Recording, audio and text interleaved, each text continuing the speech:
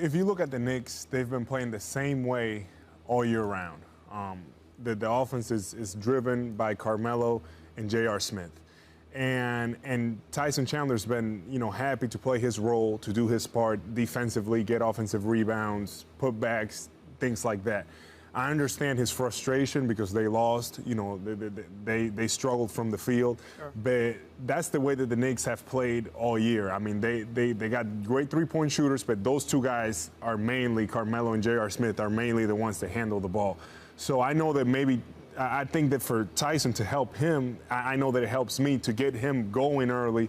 Maybe throw him a bone in there, you get him the ball in the post one time. Maybe run a pick and roll with Kidd or Felton and throw him a lob up to the rim. Get him going offensively. An easy basket will make a huge difference. So is Tyson Chandler talking about JR and Carmelo, you think, specifically? I think in part because they're holding the ball a lot. I mean, it's a lot of isolations and things like that. And Indiana is such a great team defensively when they're on one side of the floor. If they can sit on one side, they're big, they're athletic. You're going to have a hard time getting to the basket. You're going to have a hard time scoring the ball. So they need to move the ball a little more, but that's not really their style of offense. Yeah. So I feel that for Tyson, to get him going, get him a couple easy baskets, and I think that will open his game up on defense and get him more active on offense. Stephen A., is he right on about Tyson Chandler's comments? No, he's not. And I'm going to tell you something right now. It's hard for me to say because Tyson Chandler, you can't find a classier guy in this league. He's a phenomenal person to talk to about the game of basketball and beyond. And I'm glad he's a member of the New York Knicks because when he plays right, there is no question that he's somebody that helps the New York Knicks in terms of accomplishing their goal. He's the emotional and spiritual leader of this team as far as I'm concerned. But Tyson Chandler wasn't paid $55 million over 4 years to average 5 points and 7 rebounds in the playoffs. He wasn't paid this amount of money and brought here in New York, by the way, I might add, at the expense of Chris Paul to look as anemic as he looked Saturday night. I have never said this about Tyson Chandler because there was never a reason to say this. And this is not a characterization of his game overall. This is about this Saturday night, Game 3. It was the worst performance of his career in a New York Knicks uniform. These quotes, while possibly accurate, are ill-timed because it comes down to a point, Al and Chris, Skip, Al and Skip. It comes down to a point where it's about you. You can point to the ball movement or lack thereof. You can point to the deficiencies in your offense and how y'all have to get it together. Tyson Chandler was outplayed by Roy Hibbert. Roy Hibbert looked like the second coming of Kareem Abdul-Jabbar Saturday.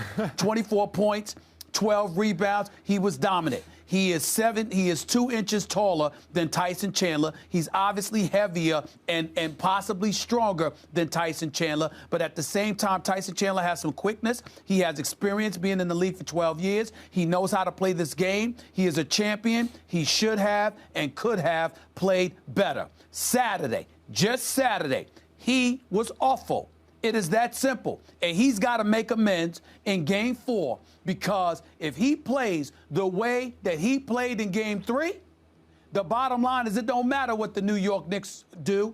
They're going to lose this game. And if they lose tomorrow night, this series is over in 6 games. It's not coming back to the Garden for Game 7 because you ain't beating Indiana 3 straight. New York Knicks have got to win tomorrow night, and it starts with Tyson Chandler playing a hell of a lot better than what I saw Saturday night. And I agree with you, and just real quick, the only thing I want to say about that is that I agree with you on Game 3, but what I'm saying is they need to get him going for Game 4 early with the basketball, just so he elevates his game again. Yeah, he's got to help them too. Totally, he's got to help himself as well. Totally, I agree with that.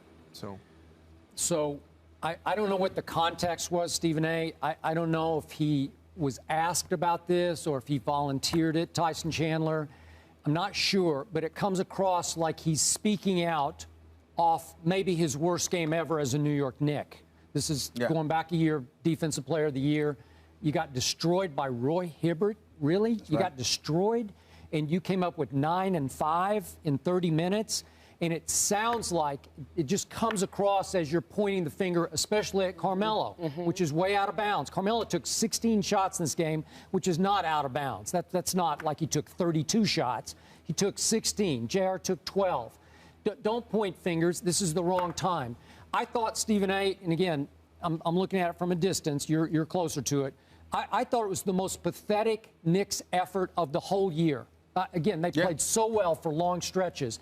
Given the fact that they had won Game 2 and looked pretty convincing in doing that, it almost came across like, okay, we did it. We won Game 2. We're just happy to be here. Maybe we can try to win Game 4. They just didn't even show up. Well, wrong place, wrong time to make that comment.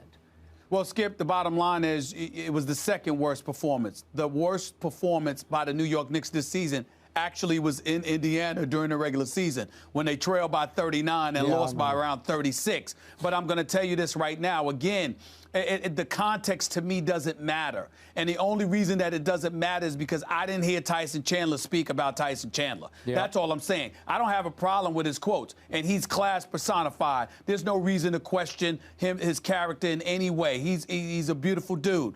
The point that I'm trying to make to you is that when you perform the way that he performed in Game 3, when you got so flagrantly outplayed by what some would be considered to be, an average big man in Roy Hibbert, even though I like him and I like his game, and he's better than average to me.